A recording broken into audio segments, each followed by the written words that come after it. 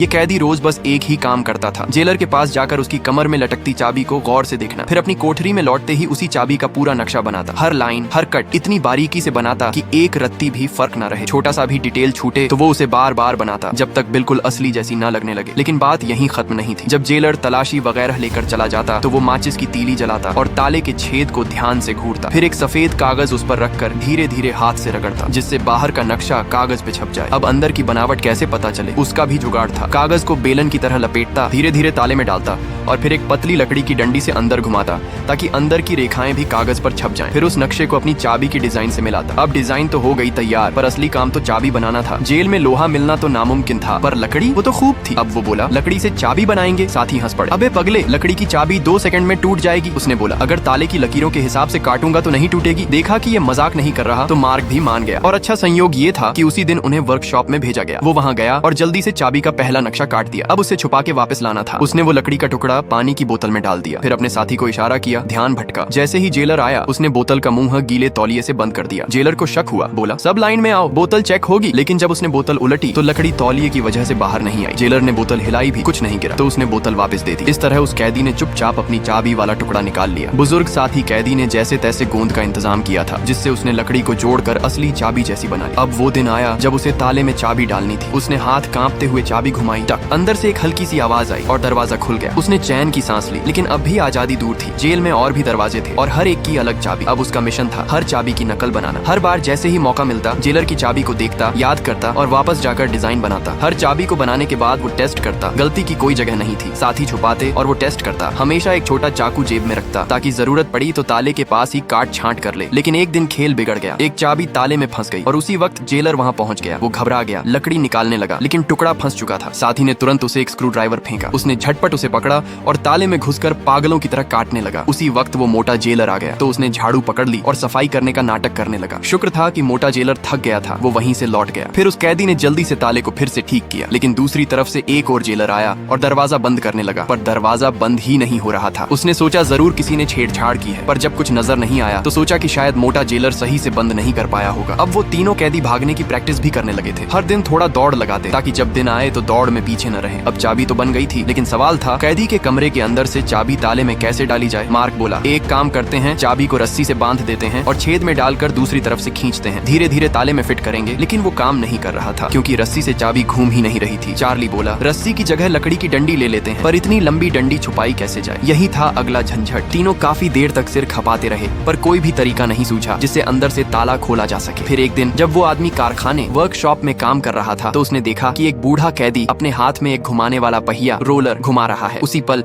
उसके दिमाग में एक आइडिया कौंध गया। उसने लकड़ी का एक छोटा सा घुमावदार पहिया बनाया और उस पर अपनी चाबी को मजबूती से फिक्स कर दिया। अब बस उसे खिड़की से बाहर निकालकर ताले के छेद की सीध में लाना था। लेकिन आधा घंटा घुमा घुमा कर देख लिया, चाबी फिट ही नहीं बैठ रही थी। अब मजबूरी में उसे वापस निकालना पड़ा और फिर से चाकू से काट छांट करनी पड़ी। कई बार की मेहनत के बाद वो आखिरकार अंदर से दरवाजा खोलने में कामयाब हो गया। वो खुशी से उछल पड़ा, मगर तभी गश्त पर निकला जेलर आ गया। अगर चाबी मिल जाती तो सीधा फांसी का टिकट कट जाता। वो जल्दी से चाबी निकालना ही चाह रहा था कि हाथ फिसला और चाबी नीचे जमीन पर गिर गई। अब तो हालत पतली हो गई। जेलर के कदमों की आवाज धीरे धीरे पास आती जा रही थी। तभी उसे याद आया उसकी जेब में अभी एक टुकड़ा च्युइंग गम पड़ा है। फौरन उसे मुंह में डाला और तेजी से चबाया। फिर उस गोंदनुमा गम को एक लकड़ी की डंडी पर चिपका दिया। लेकिन लकड़ी छोटी थी, इसलिए चाबी उठाने में बड़ी दिक्कत हो रही थी। कई बार कोशिश की, कभी चाबी गिर जाती, कभी गम ढीला हो जाता। काफी मशक्कत के बाद आखिरकार उसने चाबी वापस पा ली और जब उसे खींचकर वापस ला रहा था तो हर एक हरकत बेहद सावधानी से कर रहा था, एक भी आवाज ना हो। जैसे ही चाबी हाथ में आई, वो भाग के बिस्तर पर लेट गया और तेज तेज सांसें लेने लगा। उसका दिल इतनी जोर से धड़क रहा था कि लगता था सीना फट जाएगा। अगले दिन उसने ये खुशखबरी अपने दोनों साथियों को सुनाई। दोनों के चेहरे भी खुशी से खिल उठे। अब उन्होंने तय किया कि आज रात रिहर्सल करेंगे, कैसे कैसे कहां कहां से भागना है, सबका नक्शा बना लेंगे। बूढ़ा कैदी भी तैयार हो गया मदद करने के लिए। हालांकि उसे पूरा भरोसा नहीं था कि ये तीनों भाग पाएंगे, फिर भी वो इसलिए मदद कर रहा था ताकि बाकी कैदियों को न फंसाया जाए। अगर तीनों पकड़े जाते तो सब पर शक जाता। शाम होते ही मार्क बाहर आया। उसने जल्दी से लकड़ी की चाबी से एक और दरवाजा खोल दिया और आवाज ना हो इसलिए सभी नंगे पांव चलने लगे। नीचे पहुंचते ही उस आदमी ने जेब से अगली चाबी निकाली और ताले में डाल दी। यहाँ लोहे का एक बड़ा गेट था पर वो चाबी फिट नहीं बैठी। अब अगली चाबी निकाली, फिर से कोशिश। तब तक पसीने की मोटी मोटी बूंदें उसके माथे से टपकने लगी थी। कई बार ट्राई करने के बाद आखिरकार सही चाबी मिल ही गई। वो दोनों गेट खोलने ही वाले थे, तभी जेलर के पैरों की आवाज फिर सुनाई दी। वो हड़बड़ाकर दरवाजा बंद करने लगा, लेकिन जो लकड़ी का हैंडल था वो बहुत कमजोर था, ज्यादा जोर नहीं लगा पा रहा था। जेलर अब एकदम दरवाजे के पास पहुंच चुका था। तभी मार्क एक लोहे की तार लेकर आया और दरवाजे को खींचकर फिर से बंद कर दिया। दोनों सांस रोककर चुपचाप खड़े रहे। जेलर को जरा भी आवाज नहीं देनी थी। जैसे ही जेलर ऊपर चढ़ गया, दोनों चुपचाप सरक कर बाहर निकल आए। ये पूरा काम असली भागने से पहले की रिहर्सल थी, ताकि जब असली दिन आए तो गलती की कोई गुंजाइश न बचे। हर एक दरवाजा जो वो खोलते उसकी चाबी पर एक खास निशान बना देते थे, ताकि असली दिन में कंफ्यूजन ना हो। उधर जेलर चेकिंग कर रहा था। अंधेरा इतना था कि उसे दिखा नहीं कि जो आदमी बिस्तर पर लेटा है वो असली नहीं, एक नकली पुतला है। जैसे ही रिहर्सल खत्म हुई, उसने वापस दरवाजा बंद किया और एक स्टोर रूम में जाकर छुप गया। इत्तेफाक से उसी वक्त मोटा जेलर नीचे उतर रहा था, लेकिन चलते चलते उसने देखा फर्श पर कुछ पसीने की बूंदें हैं। वो सोच में पड़ गया, मैं तो पसीना नहीं बहा रहा, तो फिर ये किसका है? अब स्टोर रूम के अंदर दोनों की हालत खराब, कांप रहे थे, सांस तक रोक ली। अगर पकड़े जाते तो सीधा ब्रेकिंग न्यूज बन जाती। लेकिन जेलर ने ऊपर देखा, उसे लगा छत से पानी टपक रहा है। उसने बूंदें पोंछ दी और वहां से निकल गया। दोनों ने चैन की सांस ली, धीरे से स्टोर का दरवाजा बंद किया और चुपचाप अपनी कोठरी में लौट आए। अब उन्हें डर था कि कहीं जेलर अचानक तलाशी न ले लें। तो उन्होंने क्या किया, वो लकड़ी की चाबी खोलकर छोटी छोटी टुकड़ों में बांटकर अपने टूथब्रश के गिलास में छुपा दी। लेकिन उस रात वो इतनी देर से सोए कि सुबह अलार्म आधा घंटा बजता रहा, फिर भी वो नहीं जागे। जेलर खुद आ गया देखने कि आखिर मामला क्या है, और जैसे ही देखा उसे लगा कि कुछ तो गड़बड़ है। उसे पूछा गया, तू मेरी जगह क्यों सो रहा था? तू थका हुआ था इसलिए सोया था? और थकान किस वजह से थी? 20 साल की ड्यूटी के तजुर्बे से मैं समझ गया, तू थका इसलिए था क्योंकि तू ठीक से सोया ही नहीं। तू सोता क्यों नहीं है? कैदी के पास कोई जवाब नहीं था, बस बार बार माफी मांगता रहा। जेलर को शक हो गया, उसे लगा जरूर कुछ गड़बड़ है। फिर तो उसने तुरंत तलाशी शुरू कर दी। असल में सभी कैदी आज देर से उठे थे। इस बीच मार्क के बेटे की तस्वीर भी जबरन छीन ली गई। चाहे उसने कितना भी गिड़गिड़ाया, जेलर ने वो तस्वीर वापस नहीं की। मार्क के पास अपने बेटे से मिलने का मौका साल में सिर्फ आधा घंटा होता था। अगर उसका बेटा ना होता तो शायद अब तक वो हार मान चुका होता। इसीलिए उसने जेल तोड़कर भागने का फैसला किया। थोड़ी ही देर बाद वो आदमी मुख्य कैदी को जेल कप्तान के सामने बुलाया गया। कप्तान ने गुस्से में कह दिया, तू ये बेकार की किताबें अब नहीं पढ़ेगा, और फिर गुस्से में आकर टेबल पर रखा चावल का केक, नेट केक, जमीन पर फेंक दिया। वो आदमी एकदम घबरा गया, पर डर किस बात का होता है? जो डरते हो वही सामने आ जाता है। अगले ही पल कप्तान की नजर जमीन पर पड़ी हुई टूटी चाबी के टुकड़े पर पड़ गई। उसने शक भरी नजरों से पूछा, ये क्या है? अब अगर वो कुछ ना बोलता तो सब खत्म हो जाता, लेकिन उसका दिमाग तेज था। तुरंत जवाब दिया, ये फोटो स्टैंड है, फोटो लगाने वाला। इस बात से कप्तान का शक थोड़ा हट गया। जैसे ही वे लोग वहाँ से गए, उस आदमी ने अपना मुंह कस के ढांक लिया, कहीं डर के मारे कोई आवाज ना निकल जाए। उसे अच्छे से पता था अब अगर उसने जल्दी से भागने का प्लान लागू नहीं किया तो एक दिन सब पकड़ा जाएगा। इसके बाद के कई दिनों तक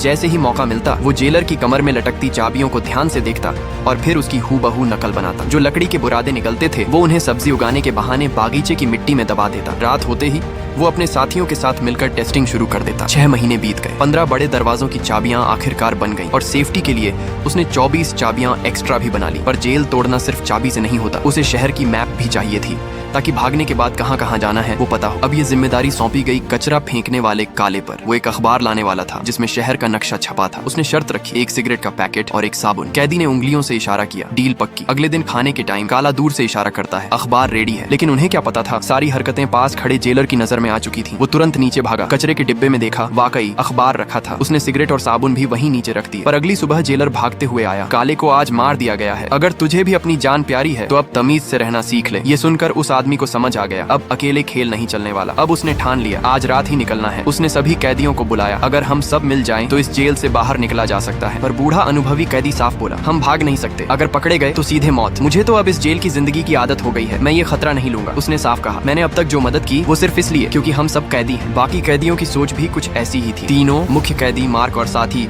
ज्यादा जोर नहीं दे सके और अकेले भागने का फैसला कर लिया। जैसे ही वो अपनी कोठरी में लौटे तभी जेलर ने अचानक रेड मार दी, लेकिन फिर भी उन्हें कुछ हाथ नहीं लगा। जैसे ही वे गए उस आदमी ने फटाफट चाबी निकाली और दरवाजा खोल दिया। फिर जाकर मार्क और एक और साथी को बाहर निकाला और बोला, अब वक्त नहीं बचा, चलो निकलो। आदमी ने तुरंत जेल का दरवाजा खोला और फिर मार्क और चार्ली दोनों को भी बाहर निकाल लिया। वक्त कम था। पक्का है सब सुन लिया? एक दूसरे की आंखों में झांक कर इशारा किया, अब या कभी नहीं। तीनों ने एक कोने में जाकर पहले से छिपा कर रखे सिविल कपड़े पहन लिए। लेकिन उसी वक्त वो मोटा जेलर सामान लेने के लिए स्टोर रूम में आ गया। उसकी नजर सीधे दरवाजे पर फंसे उस तार के टुकड़े पर पड़ी। उसकी आंखें संकुचित हो गईं। कुछ तो गड़बड़ है। उधर भागने वाली टीम पहले ही लोहे वाले दरवाजे तक पहुंच गई थी, लेकिन नीचे किसी के कदमों की आहट सुनकर वे फिर से चुपचाप पीछे हट गए। जब आवाजें शांत हो गईं, तब जाकर वे नीचे उतरे और स्टोर रूम में छिपकर बैठ गए। आदमी फिर से दरवाजा बंद करने के लिए लोहे की तार तलाशने लगा, लेकिन वो गायब थी। अब और कोई चारा नहीं था, उसे खुद अपने हाथ से ताला पकड़ना पड़ा। लेकिन मुसीबत ये थी कि मोटा जेलर ऊपर आ ही नहीं रहा था। सीढ़ियों तक आकर ही हांफने लगा। काफी देर वहीं रुका रहा। इससे उस आदमी की हालत खराब हो गई। तभी ऊपर से बूढ़े कैदी ने जोर से आवाज लगाई, साहब जल्दी आइए। जेलर चौंका और ऊपर भागा। इधर मौका देखकर तीनों तुरंत बाहर निकल आए और लोहे का दरवाजा खोल दिया। आदमी अगला दरवाजा खोलता, तब तक चार्ली पीछे वाला बंद कर देता। एक खोलता, एक बंद करता। साफ सुथरी प्लानिंग के साथ वे इलेक्ट्रिक गेट तक पहुंच गए। अब बस एक दरवाजा और था। आजादी उनके सामने थी। लेकिन तभी कारखाने के पास झगड़ा हो गया। मार्क बोला, इस गेट के लिए गोल मुंह वाली चाबी लगती है। आदमी बोला, नहीं, ये छपट्टी वाली है। दोनों में तकरार होने लगी। चार्ली ने बीच में आकर समझाया, दोनों आजमा लो ना, लड़ क्यों रहे हो। चाबी एक के बाद एक ट्राई हुई, पर कोई काम नहीं आई। और तभी पीछे से दरवाजा खुलने की आवाज आई। मोटा जेलर वापस आ रहा था। अब आदमी के हाथ कांपने लगे। कोई भी चाबी काम नहीं कर रही थी। मार्क ये देख नहीं सका। उसने लपक कर चाबी ली और गेट खोल दिया। चाबी को अंदर तक घुसाना पड़ता है, वो बोला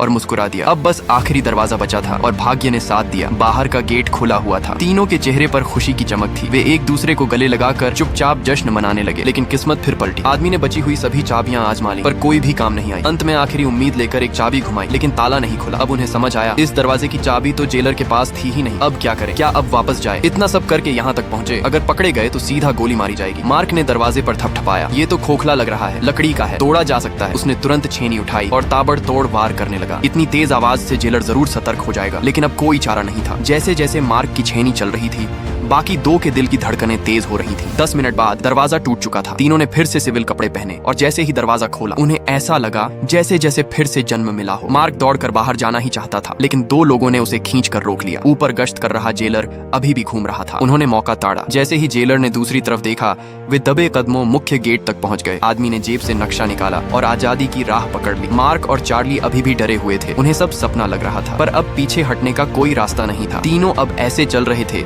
जैसे बाहर की दुनिया में कुछ खोया नहीं, कहीं कोई शक न करे। कुछ ही देर में वे जेल के क्षेत्र से बाहर निकल गए। एक टैक्सी रोकी और दूसरे शहर की ओर निकल पड़े। उधर जेल में जेलर ने सभी कैदियों को जगाना शुरू कर दिया, लेकिन जब वो आखिरी कोठरी तक पहुंचा, वहाँ कोई हरकत नहीं हुई। फिर से सो गया क्या? उसने झल्लाकर बोला। लेकिन जब उसने चादर हटाई तो देखा वहाँ तो तकिए और कपड़े रखकर कोई पुतला बना रखा था। अबे ओ, ये क्या है? वो चिल्लाने लगा। उधर एक कोने में खड़ा बूढ़ा कैदी मुस्कुरा रहा था। साले सच में निकल गए। लेकिन साथ ही उसकी आंखें नम हो गईं। काश वो भी चला गया होता। इधर आजादी की हवा में तीनों ने जोर से आवाज लगाई, हम आजाद हैं।